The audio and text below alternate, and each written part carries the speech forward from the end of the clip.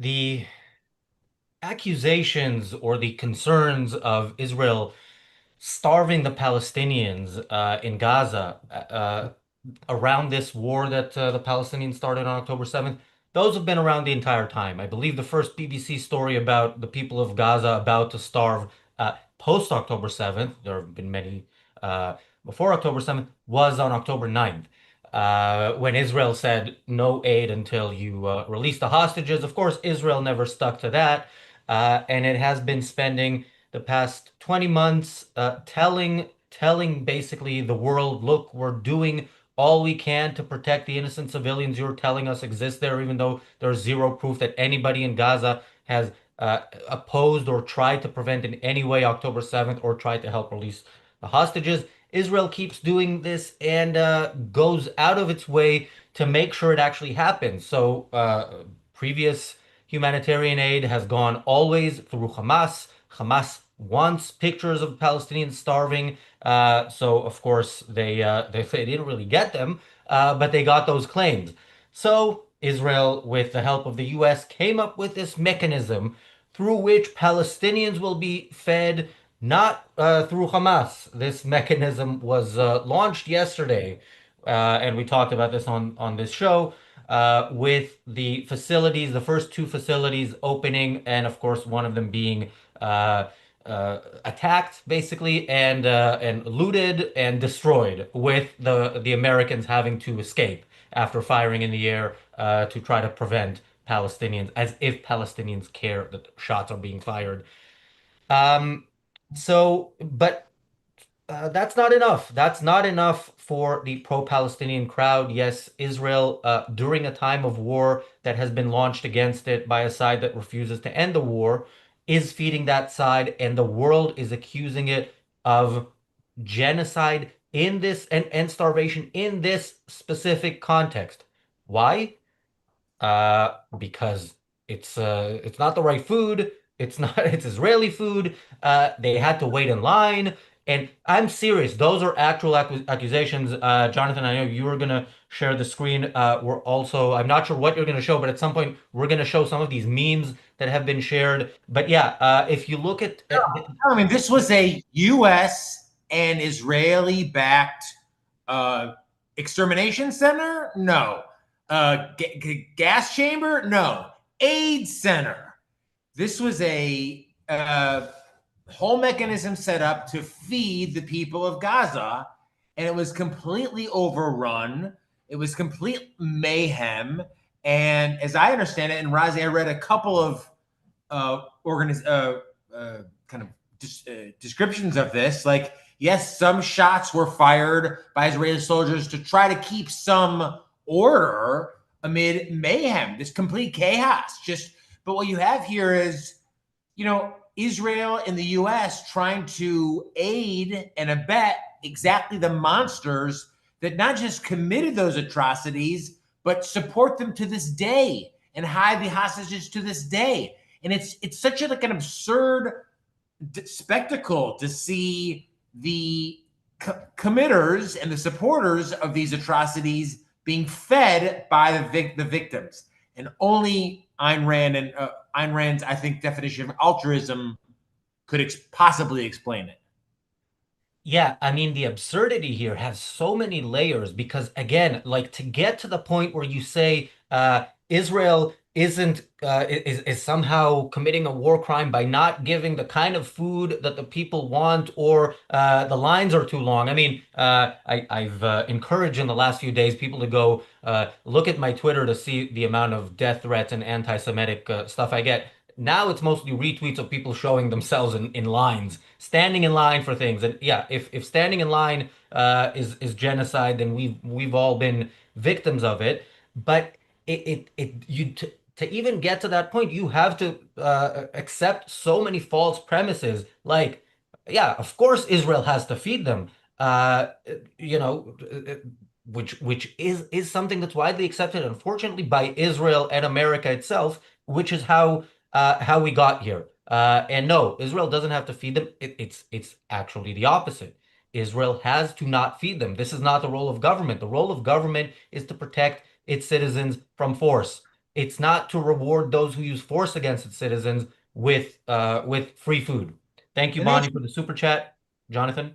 Yeah, and to end this war and to end the conflict, not to prolong it. I think that's what's so painstaking is like when you and I looked at like AP has video of this. It's like you look at how these people live, Razi, and it compared to how Israel lives. Modern rights respecting Israel is a first world country. This is a country of Nobel Prizes and IPOs on the New York Stock Exchange and wealth and modernity, as against like literally an Islamic death cult who spends seemingly all of their time and effort into wanting to kill Jews. And even, the Hamas run, this is from the NBC News report, the Hamas run government media office blamed the situation on mismanagement by the GHF. So the problem wasn't these crazed Islamists running at free food and aid being given to them. The problem is those who are trying to administer and give that aid. Yeah, today, and of course today, as you would expect, since the U.S. and Israel are still keeping up the charade that that there's this massive population of innocent civilians in Gaza and that they deserve aid. One of the things that happened today was a statement was put out in the name of the organization distributing the aid, saying that there's trouble, so there's no aid distributed today. It later came out that it was actually Hamas. So Hamas is worried about this. They don't like it. They don't like the idea that Gazans are being fed. And of course, if remember, the fact that the media in the West tells you repeatedly and exclusively the Hamas line and doesn't even tell you those few moments where Palestinians are standing up to Hamas. Not again. Palestinians are not standing up to Hamas when it comes to killing Jews. They're standing up to Hamas when it comes to them being uncomfortable, being moved around in tents for 20 months, and having to get stand in line for food. That is when Palestine. But today, yeah, there have been images and video. There's videos of Palestinians cheering for Trump and Netanyahu, and Hamas does not like that. They are concerned. They know that militarily, as long as it's as long as they're fighting, Like, they're good. And you know, this is a problem if they have to start fighting against Palestinians if they actually stand up for themselves with more than chants and protests. I just feel like if I put myself in that situation, I mean, as an American, if we were attacked and then my government's first or second response was to try to send aid and comfort and food to those who attacked us, I would be outraged. But for some reason, for Israel, it's like expected. Like, what? This isn't halal, or this isn't gourmet, or I mean, or this isn't, it's like, and I'm sure it's halal, by the way. I'm absolutely certain it's halal. I mean, it's like, the point, the role of government is, this is my understanding of part of Miss Rand's explanation, is to put force under objective control. And retaliatory force is not only completely moral, it's required. And the less retaliatory, the longer this conflict goes on, the more, in my opinion, you feed and aid and abet. I've recommended John David Lewis's book many, many times on our programs, Nothing Less Than Victory. I think Dr. Davis, Mr. Davis, who is a deceased now, was an objectivist who talked about, what's needed and required to actually win a war. And Miss Rand has a great quote. This is from Galt's speech, and I'll quote it if you don't mind. I'll quickly say, again, quoting Miss Rand, when men reduce their virtues to the approximate, then evil acquires the force of absolute. When loyalty to an unyielding purpose is dropped by the virtuous, it is picked up by the scoundrels, and you get the indecent spectacle of a cringing, bargaining, traitorous good and a self-righteously uncompromising evil. And doesn't that sound like today? You've got Israel, the good, cringing, oh, we're so sorry, we're going to bomb you, oh, we're so sorry. Well, what about the attack? What about the war that was propagated on Israel? The hostages are still being held by Hamas and the Palestinians happily. there's no waving of the white flag here. There's no surrender. There's nothing that's required for this conflict to end. And so the spectacle, in my mind, of aid to begin with is an insult, not just to the hostages, but to anyone who actually cares about human life. Yeah, cringing, bargaining, traitor is good. Was that what you said? That could be the title for today's episode of the reality show, which is on a different topic. But yeah, that's unfortunately how the West, those in the West who still pretend like they value the West. That is the extent to which they're willing to defend it. You mentioned only Israel is expected to for their first response to be helping the people who attack them. That's not true. I mean, this is expected of all the West. Now, in Israel, there's a particular hatred for Israel, which we know why that is. But America, after 9/11, the first thing they dropped on Afghanistan, which remember was to begin with the easy target to get a coalition around, not the first target that you should have gone after after 9/11. The first thing they dropped was food and medicine, and that war, next week, today, by the way, I didn't say this, but today is day 600 of this war. Next week, unless it ends by then, next week, this will become the longest of Israel's wars. The United States fought in a similar way in Afghanistan, and it took them 20 years to lose to a group of, people in, pickup trucks with like, okay, I'm not gonna go full racist, but not Well, people that I mean, not people that Israel. America shouldn't have defeated, but that is just war theory in practice. That is the difference between that and fighting the Nazis in Japan and actually winning and Well, winning the peace as well as the war. and if you think that America, this again my own editorial, but you think if America is a great advocate for a strong Israeli victory, and not just Israeli victory, Western victory, again, I see a lot of advocacy for Israel on the fact that it's the Jewish state and we are advocates for Israel as the representatives of freedom, of democracy, of reason, of technology, of advancement, of rights in the Middle East, the only ones. And this is, again, from the NBC News article, speaking to the Knesset, ambassador to Israel, Mike Huckabee, said he was glad to see GHF's efforts underway, adding that the process appeared to be effective so far. So there is that altruism that we must sacrifice. We must help the people who applauded the filming of atrocities against not just kibbutzim, thousands of Israelis all over Israel, and to this day, and are harboring many of them now still in their own homes. Thank you, Roland, for the super chat. Roland says this is a certified vegan halal super chat. Hope you guys find it acceptable. Yes, we can't promise that what we spend it on will be approved by Mohammed. Actually, we can almost certainly promise that it won't, but we appreciate it nonetheless. Do you want to see? So this is the meme I've seen shared the most over the last day. Daniel, if you want to share it, I'm sure many of you have seen it, but let's take a look, and let's take a look. Like I said, there's layers. Oh, Jesus effing C. Have you Are you not seen? kidding me? Wait, Jonathan, have you not seen this?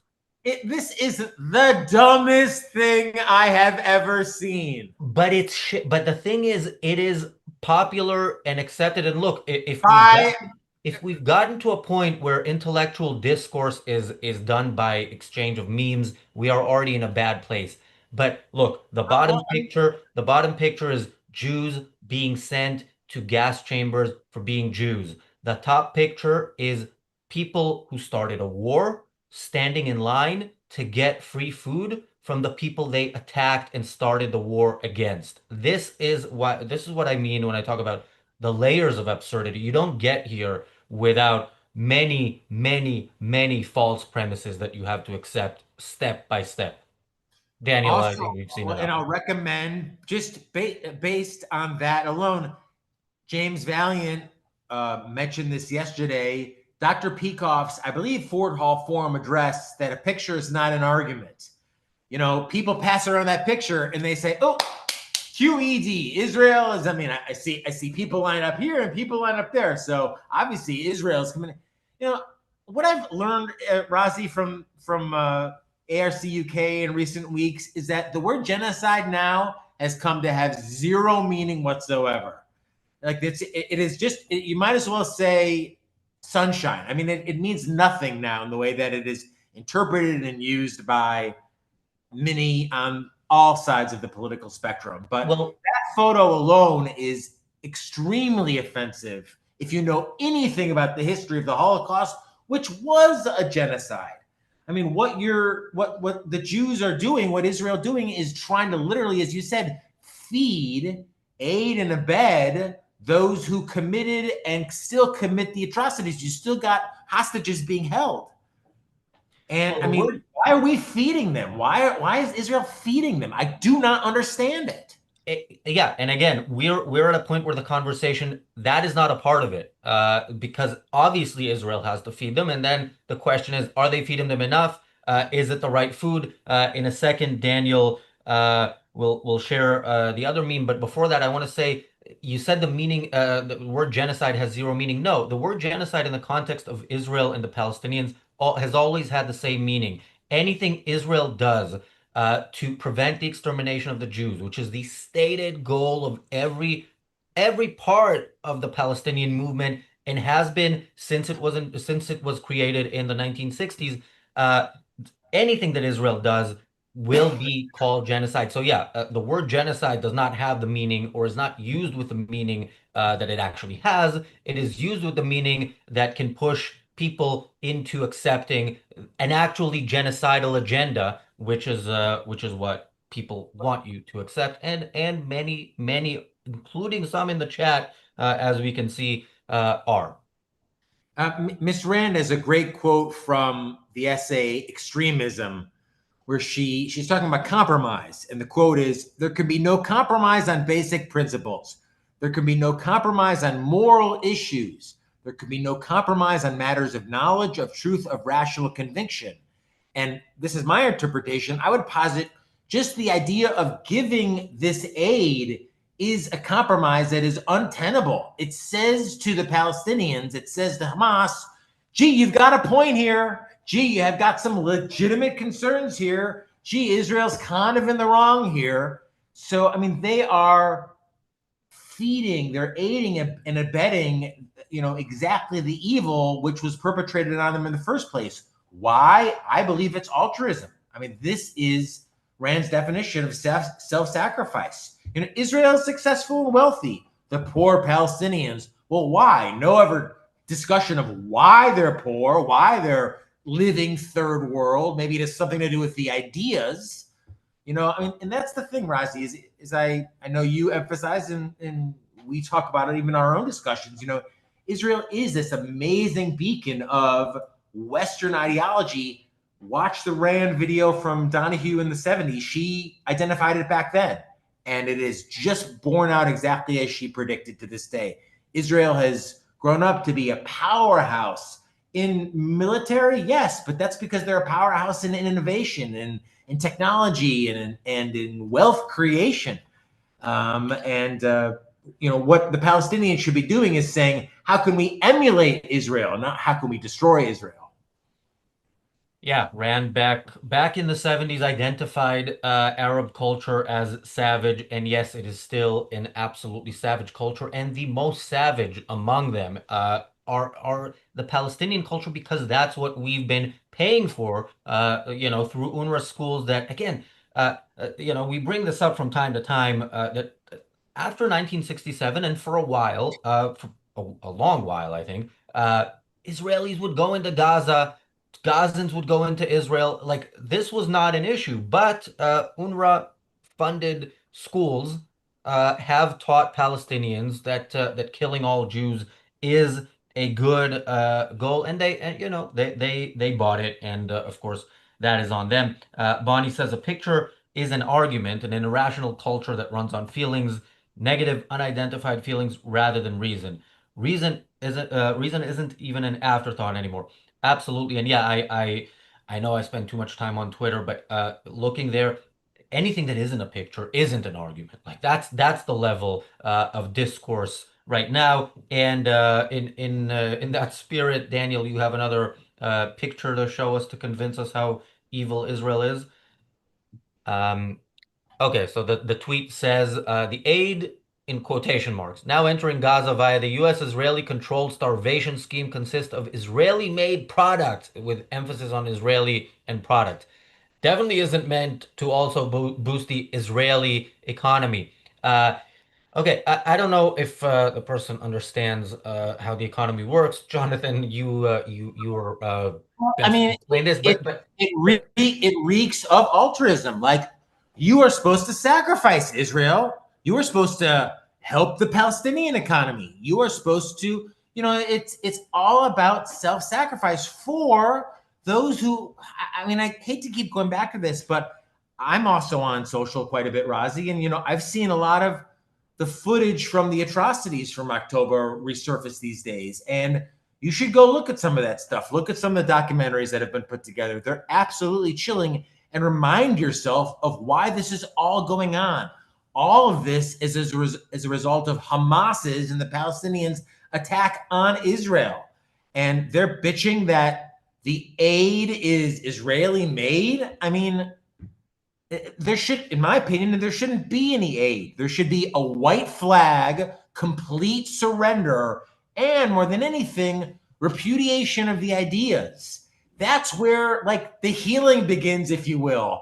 And aren't the Japanese happy they gave up Emperor Hirohito's or the Shintoism that dominated that culture? They became a first world culture, a wealthy culture, a prosperous culture. I mean, so I don't believe, someone said the other day on a, maybe it was Dr. Brooks' podcast, or maybe it was actually an ARCUK podcast, like, Palestine could be the Hong Kong of the Middle East. I mean, it could be, in effect, part of Israel. It could be a rights respecting modern area with technology and entrepreneurship and land that, and rights, but that's not the culture. yeah, yeah. Post 2005, post the disengagement, Gaza could be whatever the Palestinians in Gaza wanted it to be, and it is. That's the thing. It is what they wanted it to be because, like I said, they are and have been for a long time the biggest per capita recipients of international aid. They could have used that to build stuff. They could have used the agricultural equipment left by the Israelis, who were the Jews who were ethnically cleansed of Gaza. They could have used that, to build their own agriculture economy. There's a lot they could have done, but they did Right. what fit their values, which was to build tunnels, to build weapons, whatever, to build ways to kill Jews, and again, like yeah, Setting up meetings with Israel, like, gee, help us adopt a constitution. Help us learn how to have respect for rights. Like, help us learn how to not throw gays off of buildings because it's like, come to the first world. Come to, come to the first world. What else can you yeah. say? Yeah, but in a sense, again, in a sense, Palestinian society in Gaza is, in a sense, the world's most successful society in that they live by their values like nobody's business, like nobody else, And and are rewarded by it. And that's what makes, I don't think there should be any aid to the Palestinians until there is a complete surrender and repudiation. This is my opinion, and it's certainly not objectivism, but I don't think objectivism would necessarily be opposed of all of these ideas, the ideas that have not just propagated this war, but all of the attacks against Israel over decades. And until that happens, Israel has every right to not only defend itself, but to, in my opinion, eliminate the aggressors. um, Shauna said, yeah, they were left with a gold mine of technology, but they refused. Yeah, they did what their culture tells them to do with such technology, which is this is Jew stuff. It must be destroyed, and they destroyed it. Yeah, and this is also kind of a problem, and I would say there is a form of racism or bigotry here when you even talk about Palestinian suffering, like you talk about you know, them going through things that if we Westerners went through, we would see it as suffering. No, this is the lives that they designed. They got to this point by design. They are moving, from place to place in their tents because of a war that they have. Their whole society has been geared to for since its invention towards starting. Now, yeah, they may have started it kind of too soon in the sense that they were not ready to really exterminate all the Jews, but this is them. And look, like we said before October 7th, they And were living better than they told us, but not as but not as nowhere near as well as they could have with the means they had, and that was by choice. you remember what Rand said to Donahue after the embassy takeover? She and she's Yeah, like, if they didn't go in I two actually have days, it. I mean, I I, know, and I know we're short on time, but she said something effective like, if they didn't go in 48 hours, we're going to be paying for this for the next, I don't know how many decades. so the She was like, exact quote: never to allow the country to get into that situation. It's certainly the fault of our foreign policy, and at present, there's no right course of action. It's too late. If we didn't march with force the first or second day after the hostages were taken, nothing we do after that will be any good, and it will take us years to live it down. This was in 1980, 45 years ago. I think we've only gotten worse in how we deal but with and the. on the issue of hostages in particular, that's what's so there's so many areas of certainly American politics now. I'm disappointed to say where we are moving backward. Women's freedom, trade, and just this understanding of what Rand warned about. Again, this idea of rewarding hostages. Any deals, any appeasement, anything less than total victory now is just going to guarantee future hostages. And I don't think just in Israel either. I think all over the Western world. And they will be rewarded not just with, being recognized as a state, but with probably aid and fiscal support as well.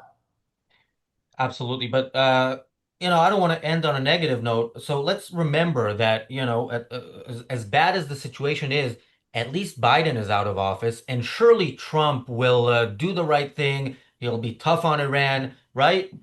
Wrong, of course, as we know. That is the topic of the reality show. But I've been thinking, as proud as I am of what we're doing, I always think of ways we can improve and offer things to the audience that we haven't offered yet. And the one thing I think the world has been missing is 90 minutes in a row of Jonathan Hoenig. So, Jonathan, this is your first TDO in a long time, but you are on the reality show as well, as is Daniel, and first time panelist Nicholas Provenzo.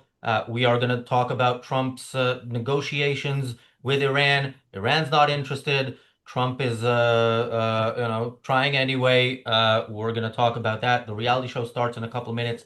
Thanks, Jonathan. Thanks, everybody, for watching. We'll see you in a couple of minutes.